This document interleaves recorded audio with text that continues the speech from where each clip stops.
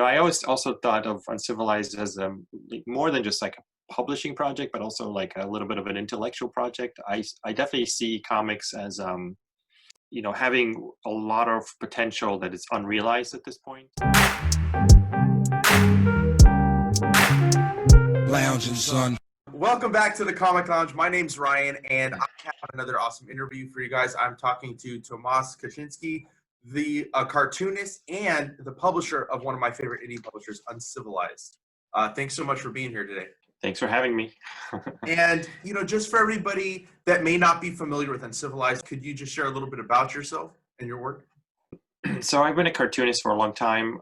I've been published, self-published. I've kind of been in the industry since the, kind of mid-90s, both on the kind of like mini comics end of things, on the publishing end of things, and then by being published by others. So I've just kind of been all over the place. I started on Civilized Books kind of as a personal publishing project, probably in the like 2005, 2006, 2007, something like that. And then it became kind of a full-fledged publishing house around 2011 with the publication of Gabriel Bell's The Voyeurs. And then it's been kind of, going on since then. So, and what initially drew you to comics? I don't know what drew me to comics. I mean, I loved comics from the moment I just like was exposed to them as a very young child, and when I was living in Poland. I just, there were comics in this little kids newspaper, and I just loved them, and I just kept finding more comics and kept liking more comics, and I never stopped. It's like it's more like the question almost should be rephrased like, what has tried to pull you away from comics? Because like everything always pulls me back into comics no matter what. So I don't know what specifically drew me. I just like something clicked very early on, and comics have been kind of with me ever since then. So. And who would you say has been the biggest influence to you in your career? That's another big question, because I've been with comics for so long. So it's sort of like, early on, there was a very specific cartoonist that I was into, maybe the biggest name would be, that would be known to American readers would be Grzegorz Rosiński, who is an artist on this Euro comic series called Thorgal, about this Viking who is actually a child from outer space that's raised by Vikings. Mm-hmm. It's this very long-running series, but the artist is Polish. He was very popular in Poland in the 80s, and it still is very popular there. And it's, that was one of the sort of huge things that kept me reading comics at an early age. If we kind of think of this as three different careers, like that's sort of like getting into comics, and then think about like self-publishing in the mid 90s. I would say, probably someone like John Porcellino or Zach Sally or James Kuchalka. Like I really liked all of their works, and having seen them self-publish this stuff really kind of like lit a fire for me and wanted me to follow that path, especially since at that point I was sort of like definitely a lot less interested in following kind of a mainstream career, which, as a kid, that's what you dream of, drawing Spider-Man or whatever. But at that point, like, I definitely moved away from that.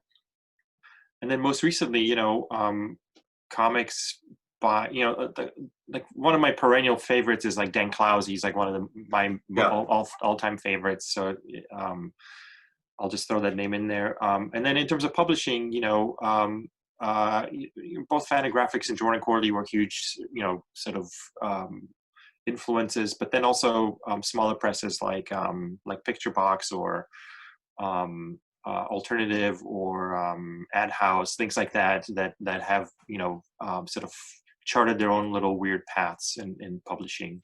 And at the time when I was starting Uncivilized, it felt like there was room for some, something else, something that, might work. So that's kind of the a long answer to a short question. And I was wondering if you could kind of touch a little bit on that, because I find it interesting too. Like I really have gravitated as I've gotten older. More and more I find myself gravitating towards indie stuff and smaller publishers. And the reason I discovered Uncivilized was because of Craig Thompson, a huge fan of.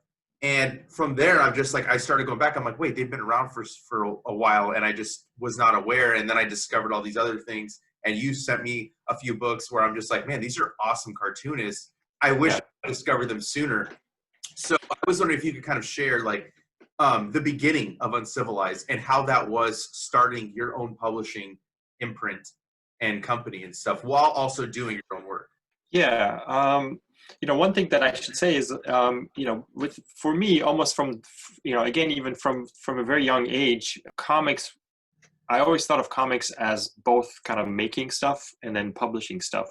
Like, I can share these with you after the call if you want, but I have, I made these comics when I was like 8 years old, and I would draw a cover, I would draw a back cover, would have like a little indicia prices and everything. So like, it was always like a little like published, item, even though it was edition of one, So in a way, I saw those two kind of very related, always.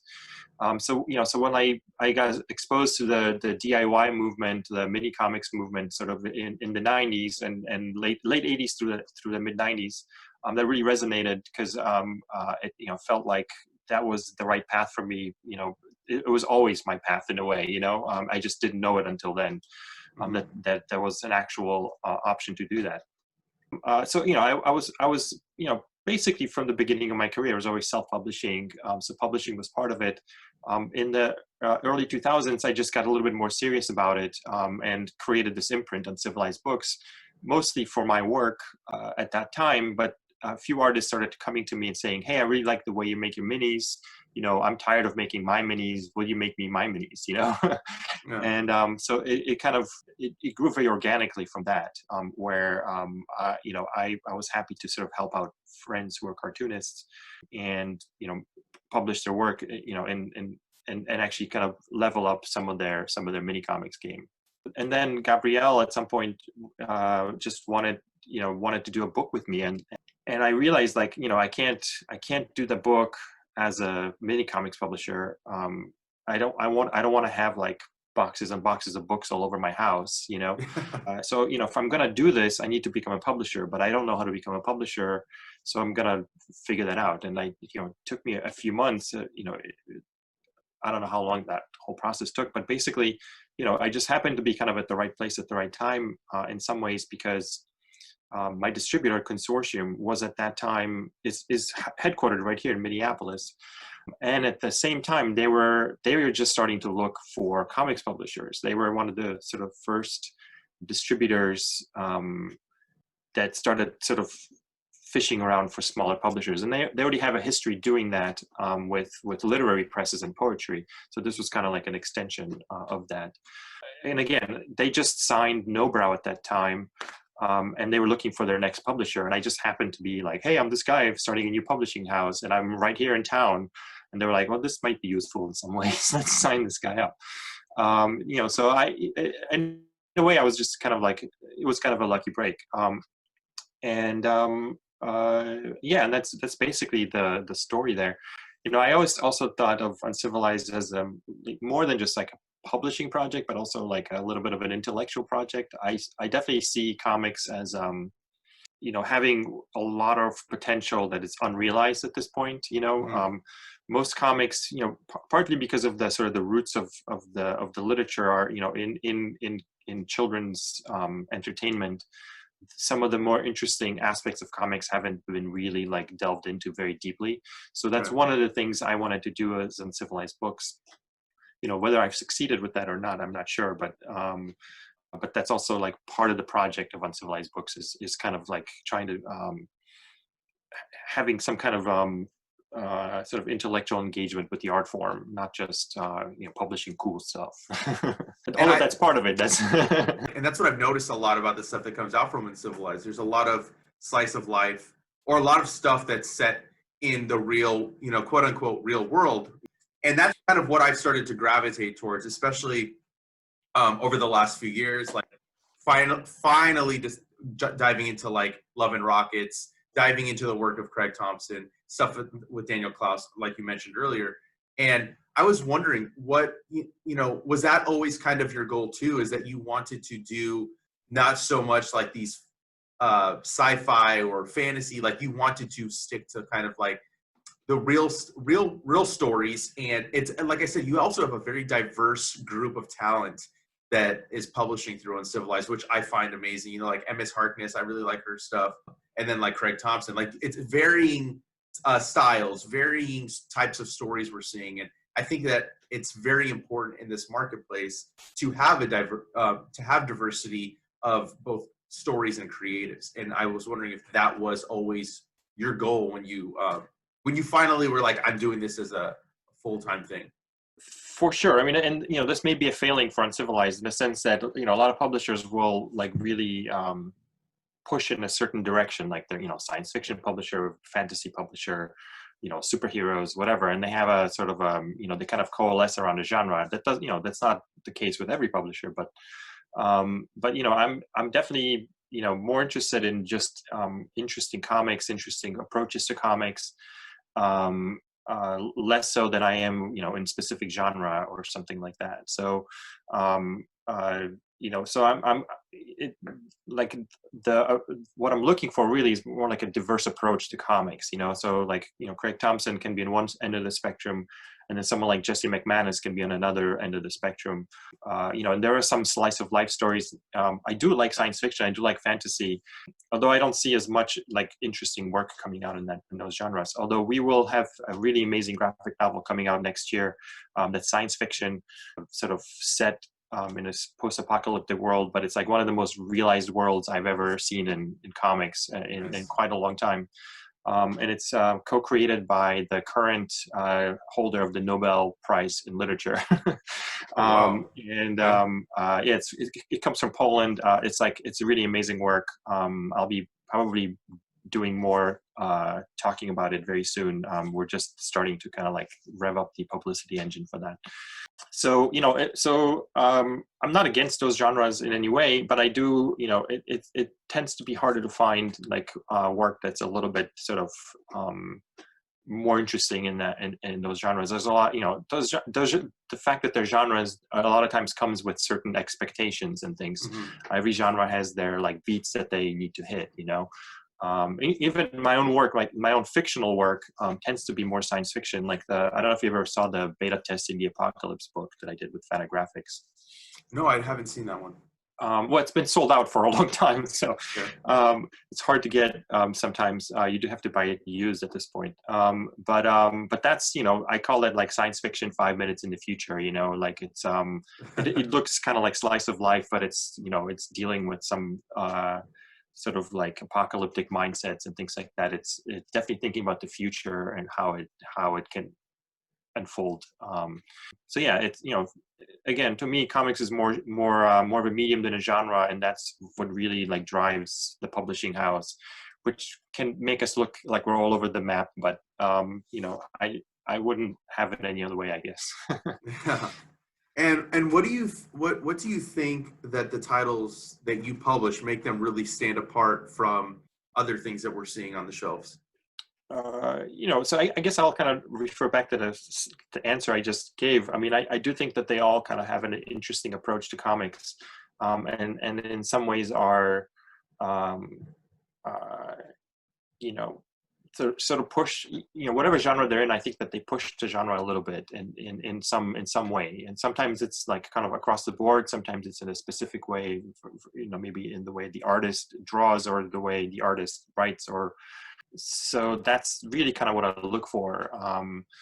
And I think all the work that I've published sort of does that on some level. Sometimes harder, sometimes not as hard, but they all kind of push the medium a little bit forward.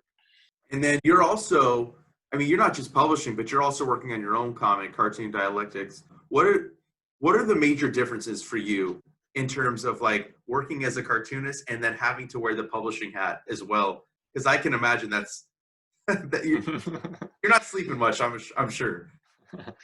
Yeah, sleep can be difficult sometimes. Again, like comics is kind of an intellectual project for me, and so part of that is, with my own work, I'm trying to explore, sort of like philosophical dimensions, the way comics can help maybe illuminate some of those ideas, and as a publisher, I think about like, okay, what's the place of comics in the world? What kind of institutions do comics need to like be more interesting?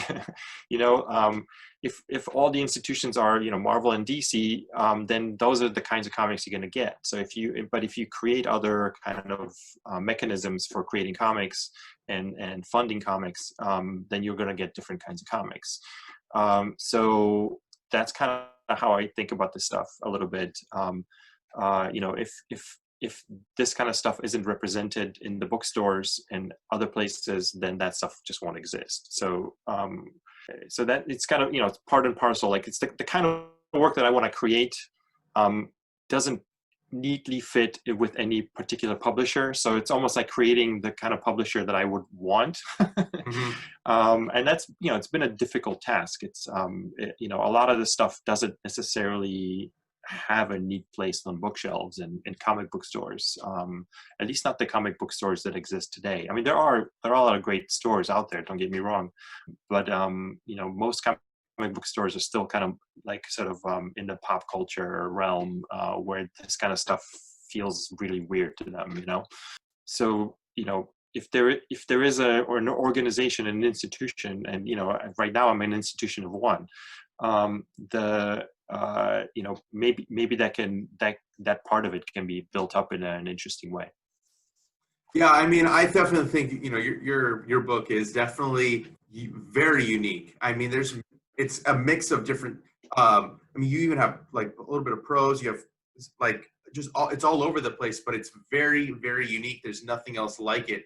How did you come up with the concept for this book? It's an evolving process. So it's really like a lot of the stories in there are kind of a part of a larger project called Transterra, which I started way back in like 2003 by making like a 16-page tiny micro mini comic for the I think it was the second Mocha Festival. I just needed something, and I just like literally like in 2 weeks just like blah regurgitated everything onto the page. But what I came up with in those 2 weeks has been really like feeding this project for the last 10 years. It's really like it's really just trying to demonstrate that comics can kind of live in a world of ideas. And the reason I sometimes have prose now and on these little things is to kind of situate my work in a larger history of writing, of ideas, of things, and put comics into that mix. Because a lot of times comics, like you read a history of comics, it's kind of like its own thing, it's never like part of a larger, like, these comics are coming out of the, whatever the, a specific moment in time. They're just kind of like, this is like their own little timeline. They're never really compared to like the works of the time either, so that's kind of like what I'm trying to break that boundary a little bit with my own work by just like mashing myself against other writers that are not necessarily cartoonists, and one of the ways that was done recently that was really, I thought was well done was I think Chester Brown does really interesting work, and his most recent book about, it was like the biblical stories around prostitution. Like, and I'm not on board with his like weird prostitution project, but the book itself was really interesting. Because like it was really like a work of like biblical scholarship, like of exegesis, of like reading the Bible very closely and teasing out all these really interesting ideas out of it. And it felt like it just put comics at the center of this discipline, And actually, a lot of biblical scholars are kind of like tarrying with this work now, which is really interesting. Another example is Brian Evanson, who translated the Incidents in the Night books for us, the David B. books. Mm-hmm. He also wrote this short book about Chester Brown's work, about Yummy Fur, and really positioned the work in this deep tradition of like transgressive literature. And it was really interesting to just like read something where like he was just like not afraid to like put comics right in the middle of that stuff, whereas a lot of times cartoonists and people who write about comics tend to be very insular and like we'll compare whatever artists that we like, we'll kind of trace their lineage, but not to like the larger world, but to previous comic book artists, you know what I mean? And that makes sense on some level, because obviously there are influences, but they also live in the world and they've been influenced by other things, and it'd be nice to kind of look beyond that. So I definitely want comics to be part of the culture, Yeah. not just be its own like weird little pop cultures, thing. Even though in some ways comics have taken over the pop culture. Like if you think about the Marvel movies and things like that, the characters from the comics have really like become huge. But I wanted to kind of engage the culture in a sort of with things that it doesn't normally engage in. Yeah, and I think that's a lot of the reason why I've been gravitating towards a lot of the titles that you're publishing, because I'm getting a unique experience, and it's not the case when you're reading, usually for the most part, when you're reading like Marvel or DC. For the most part, you're not really getting that unique of an experience. Every few years, you'll get like that, really like, oh my God, that's so different than anything I've read before. Like, let's say Matt Fraction's Hawkeye with David Aja. That was very drastically different. I think when Bendis first took over Daredevil, Dark Knight Returns, Watchmen, stuff like that, like every once in a while, but it's very rare. And I love that we get that from you guys at Uncivilized. And, I know you guys are based out of Minneapolis, and I'm noticing, much like we see in Portland, Oregon, right, where there's like a huge comics community, I'm starting to notice that Minneapolis is similar with creatives. Like a lot of my favorite underground hip hop artists are from Minneapolis, like Atmosphere, Idea, and Abilities, like the whole Rhyme Series crew. And now I'm noticing like a lot of the creators that are Uncivilized are from Minneapolis. Is there a huge like underground kind of indie scene over there as well? I don't know if it's a huge indie underground scene. Definitely on the music front, more so, I would say. The music scene here has a storied sort of history that goes back at least to the 70s, if not before that. I don't know that much about the history before the 70s, but with like Prince, being here with like the sort of the Minneapolis grunge scene. And punk scenes here, like those, a lot of the bands that came out of that were sort of very iconic and have kind of created this ferment of musical talent here that continues to today. The comic scene, has its ups and downs. There's definitely some amazing people here. Zach Sally is still here. Anders Nielsen was here for a while, though he's now on the West Coast. I think he's in Portland now, actually. Or no, I think they moved to LA now. Yeah, sorry, LA. Then Kevin Huizenga was here for a while, but he moved back to Chicago. He had some family stuff to deal with. The fact that we have MCAD here, Minneapolis College of Art and Design, a lot of cartoonists will come here to study and then they'll stick around.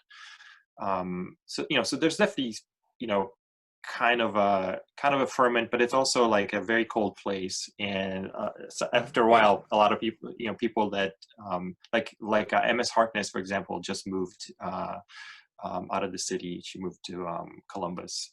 And so, it comes and goes. Sometimes there's like, wow, everybody's here. And then it's like, oh, where did everybody go? So it's not super stable. But I definitely, there's a lot of interesting stuff that's happening here for sure. And then this is kind of a two-part question. I was wondering if you could, like you said, you got into the indie underground stuff, self-publishing in the 90s. And Uh-huh. I was wondering if you could compare the time back then when you first got in to like how the indie and underground self-publishing scene is now. And then also that's just part of that question, or what do you like about the indie scene now, maybe more than you did back then? Yeah, so I moved to America like in '87. Like, so I grew up in Poland, moved to America in '87, and I was essentially buying comics right away as I moved here. And I kind of got into quote underground comics. There was still like the comics world was still going through like the black and white explosion at that time. So like Right. things like Teenage Mutant Ninja Turtles came out of that. Yeah. So there was a big indie scene back then, just in the comics world, like not even talking about the mini comics world here. And comic book stores, at least the ones that I was going to, there was this like chain of stores, were really part of like the newsstand in some way. So the stores that I would go to buy comics, they had a ton of comics, but they also had a ton of magazines, they had newspapers, they had some books. So it just felt like comics were just part of this, like, again, literary kind of thing. You just went there to kind of get something cool to read. And you might walk away with a few comics, but also a magazine, about weird subcultures or something, or music magazine, or some weird other zine, and it just was all kind of together and felt like they were kind of like vibing against each other in some ways. And that's what I really liked comics that way, and the comics that I gravitated towards sort of dealt with the world in interesting ways. Like, one of my favorite like early indies was American Flag by Howard Chaykin. I don't know if you ever read that. Of course, yeah. Yeah, but which is very political, weird kind of sci-fi. That is maybe coming true in more ways than we we want to admit. He was more of a prophet than we want to give him credit for, maybe. But also things like self-publishing was starting up in a big way at that point as well, with things like Cerebus being a big thing back then, but also projects by like the Bone comics by Jeff Smith, et cetera, et cetera. Like, there was a pretty vibrant indie comic scene, and inside of that was also Fantagraphics with Dan Clowes and Chris Ware, Adrian Tomine, with Team Q, and et cetera, et cetera. And at some point, there was this kind of like comics implosion in the like mid '90s. Marvel and DC were printing way too many of these like special covers. Like, the collector's market just kind of like collapsed. Yep. But actually the biggest casualties were the indie comics, because like when stores started slashing budgets, they were like, well, we can't get rid of Spider-Man, we can't get rid of Superman, whatever. They got rid of 8-Ball and Hate and all the Love and Rockets or whatever. So by 2000 there was very few sort of indie comics. So that slack was in a way picked up by the mini comic scene, but that was kind of its own thing with the DIY ethos and all that. But this is kind of what I liked about that time, is like it seemed like there was a viable business model to make an indie mini comic and sell it. Like, if you look at some of the numbers of comics back then, like Yummy Fur would sell like 30, 20, 40,000 copies, like, which is Wow. Right now is like insane, like Yeah. No many comics, no Marvel sells rarely those numbers, that's like that's the those are like some high numbers for them at this point. So just overall the industry is really like, the numbers have really gone down on floppy comics. Obviously the graphic novel scene has really kind of absorbed a lot of the growth. Which I think is good. I mean, I think it's still a very young model. It really didn't start until like 2000. So we're only like 20 years into graphic novel in stores. And I feel like in a way we're like in an early age where, similar to when comics were going through an earlier age where, comics were mostly for readers of a certain age. There was a lot of growth. There was a lot of people getting excited about them. That's kind of the graphic novel world, is like kids comics, YA comics. There's a lot of growth around that. Comics are for kids again, like that. There's a lot of excitement around that. What I like about bookstores is they were kind of like the old comic book stores, that they have a lot of other things. They have books, they have magazines, they have things. So I feel like comics are back in that zone again, of interacting with the wider culture, literary, philosophical, whatever, what have you. So that's what I kind of like about today. And then also there are new ways, and we'll see how well this stuff works, but it seems like there's more ways now to sort of eke out sort of a multiple income way of making a living. Like back then, however good it was to, if you could make a comic, you could sell a good number of copies if you were with a publisher. Now that's not the case, but then there's other ways, with Patreon, with Kickstarter, with all those different sort of ways to produce work. It's easier to do that, although it's not always, there's still a lot of problems in terms of like trying to get paid for all that work. I feel like we're very much still like in a transitional period of it, like who knows what's really going to kind of take hold, and this whole pandemic is like accelerating some of the trends into, so we'll see how it all shakes out after all this. Yeah. Did that answer your question? I don't know. I felt like I was rambling there. This is the whole reason I do this channel, man. And I wanted to talk to you because like I don't get to talk to people on the publishing side very often, Yeah. And like I said, I really respect the stuff that you guys are doing, and I wanted to be able to pick your brain a little bit. I was wondering, like you're talking about, you've seen like these drastic changes in the marketplace, right? These ups and downs. What do you personally think would be something that you'd like to see in order for the industry to continue to grow and bring in new readership? I mean, I'm personally, I'm not that like invested in the industry, so to speak. Like, I've sort of like abandoned, superhero comics for the most part, just as a personal taste. I mean, I do occasionally dip my toes in when there's some interesting art or interesting writing that people clue me into. And, I'm not super into like the YA, sort of like graphic novel scene either. Like that's just not my jam. What I'm hoping will happen, and, I don't know if this is a good thing for the industry or not, but I'm hoping that we'll just have more, we can have a viable sort of like, whether that's graphic novel, whether that's comics, floppy comics scene of sort of more literary art comics. I don't, again, this is like it's almost like an unrealistic kind of utopian wish. I want to read more of that kind of stuff. I want to read things that really push the medium in interesting directions, new directions. And, that's kind of what I want to see. And sometimes you need a lot of the other stuff to kind of just sustain the whole thing. Right.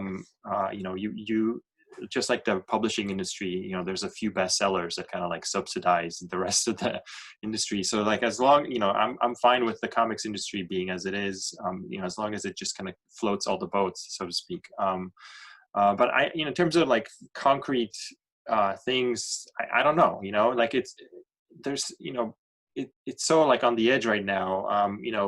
It'd be nice if Diamond wasn't the only distributor. There is that new distributor that does DC. So if they start taking on other publishers, maybe that's going to make things more interesting. I don't know. Yeah. But it's definitely good, probably good to see more competition on the distribution front. I think that's been needed for a long time. And I think the whole graphic novel scene has been good in the sense that there are now multiple distributors that deal with graphic novels. And I think bookstores in some ways are like healthier places for comics than some of the some comic bookstores. And I say this as someone who loves comic book stores, so don't. Yeah. I hope nobody jumps down my throat for that. So I don't know. That's kind of how I see things.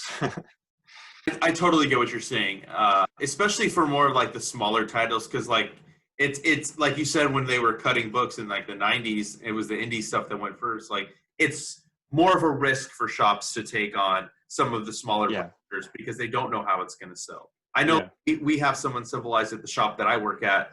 Yeah. I told my manager, I was like, dude, you know, Craig Thompson's got a new book. I was like, you need to look at this publisher. Like, they got some cool stuff coming out. Like, make sure that we have it. And it sells well. You know, like I definitely like push it when a new issue comes out. Sure. Great. Thank you so much. Oh, of course, man. And I was wondering if you could maybe talk a little bit about some of the other projects that you guys have in the works. Yeah. So this year it's Craig's project continues. Well, the next issue will be out in November, I believe, the 8th issue. So that's a 12 issue project.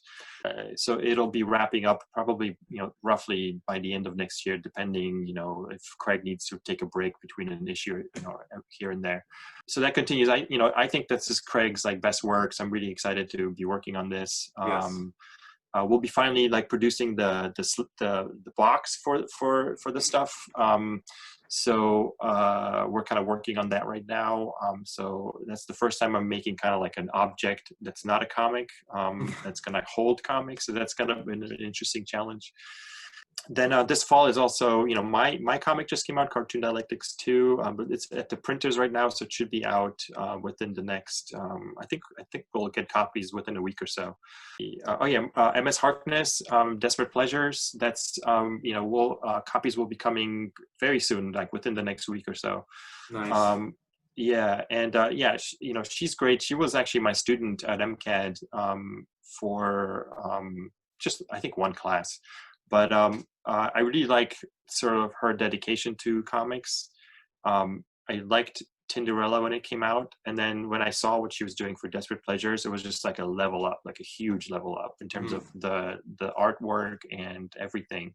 So she's someone to kind of look out for, I think, in the future. And she's just cranking out the work. Like, she's doing the work. Like, she's getting a lot of comics done. And you can tell like she's getting better and better and better. So I definitely recommend people check out her work. And then we're doing this project with Julia Wirtz, Museum of Mistakes, that'll be out later, like I think in November sometime. And that's this gigantic compendium of the first 2 books that she did with Atomic Books. So this is before she was sort of like famous. So we're reprinting that stuff, but then adding a ton of new material in there, that some color pieces, some like pieces that predate her, like the Fart Party comic that she was doing, just like a massive compendium. I think it's 500 some pages. But yeah, it's just this brick of a thing. For all the Julia Wirtz fans who don't have everything, this will have all that stuff in it. Awesome. So and it's good. It's called the Museum of Mistake because it's like it's just putting it down. It's like a miniature museum. It's like this huge big thing. So that's kind of this fall. And then in spring we are doing only one graphic novel, and that's kind of due to COVID, we had to like shuffle the schedule around for next year. But it's called I, Nina, and this is the sort of the science fiction graphic novel I alluded to earlier, right. By Daniel Chmielewski, who's a Polish cartoonist, really great, and Olga Tokarczuk, who is the current winner of the Nobel Prize in Literature.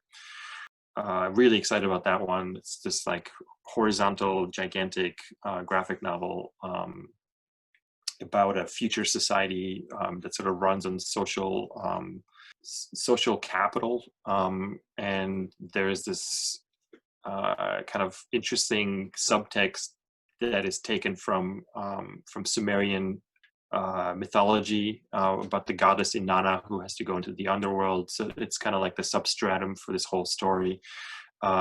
It's really interesting, post-apocalyptic, this crazy hermetically sealed city with multiple levels. There's revolutions, there's like mind-blowing turns of events. Like, it's really, really like the best science fiction like comic book graphic novel I've read in a long time. Like, it sort of reminds me a little bit of like some of Mobius's stuff, like the Oh, cool, Inkal, dude. and then also like Enki Bilal. I don't know if you ever read Enki Bilal's, like the Nicopol Mhm. trilogy, or some of that stuff. Just kind of reminds you of that sort of like more of an 80s kind of sci-fi vibe, but like with very much updated thematically for today, you know. Yeah. So yeah, really great stuff. Really excited to sort of get into that next year. Yeah, I can't wait to check all that stuff out. Yeah, I mean, you definitely turned me on to MS Harkness when you sent me a copy of Tinderella. And then I saw that there was a sequel coming out, so I can't wait to get my hands on that as well. Before we get out of here, I wanted to ask one question. I was wondering if you had any advice for anyone looking to create their own comics or become a publisher, like yourself. For your own comics, it's just, you just have to do it. You just kind of like, I mean, comics are one of the, kind of like writing. You just have to kind of lock yourself in the room and do it. Until the comic is done, like, you're not really a cartoonist yet. Like, you have to. I see a lot of people that come into comics and they really want to get something done, but they also want to sell the comic before it's done. You know what I mean? Mm-hmm. And the world the way it is now, it's really hard to do that. Like, you have to show the work first. Like, that you can do this, that you can tell interesting stories in comics form, and then either make a mini comic or serialize it online. There's lots of options in terms of like showing the work to other people, but then also, like, make sure that you're part of a community of artists, like people that you respect, people that your peers who maybe are coming up at the same time as you, because having that really helps sort of like keep you going.